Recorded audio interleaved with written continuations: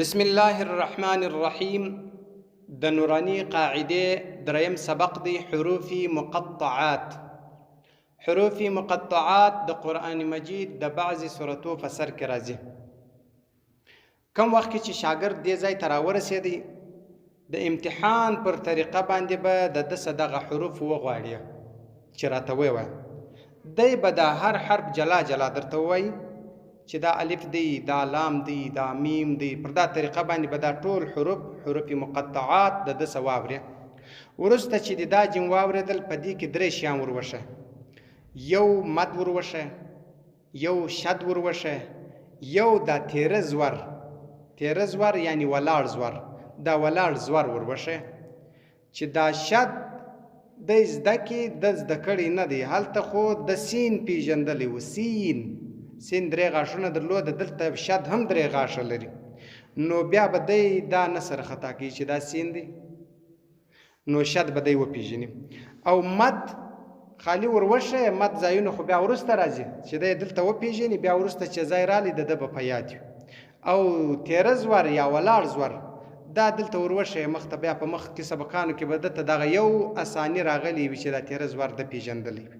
بس دغو نه ورو پیژنه چې دا تیره زور دی. بس وروسته بیا دا سبق داسې ورته ووایه: الف لام میم، الف لام میم صاد، الف لام را، الف لام میم را، طه کاف ها یا عین صاد، طاسیم میم. دا ځای کې لږ څه فکر وکړه. طاسیم میم، طاسین یا مه وایه چې سین میم.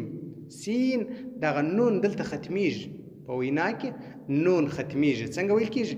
طاسیم میم، طاسین، یاسین، صاد، حامیم، حامیم، عین سین قاف، قاف، نون، الف لام میم. الله. دا حروف مقطعات پر دغه طریقه باندې وکښینې ته ووایه. یو وار د ده څه امتحان واخه چې دی دا حروف پیژني که نه.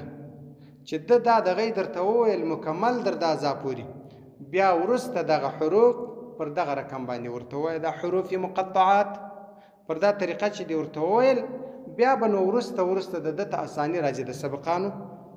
بس دا سبق هم پر دغه ځای باندې. صدق الله العلي العظيم وصدق رسوله النبي الأمي الكريم ونحن على ذلك من الشاهدين والشاكرين والحمد لله رب العالمين.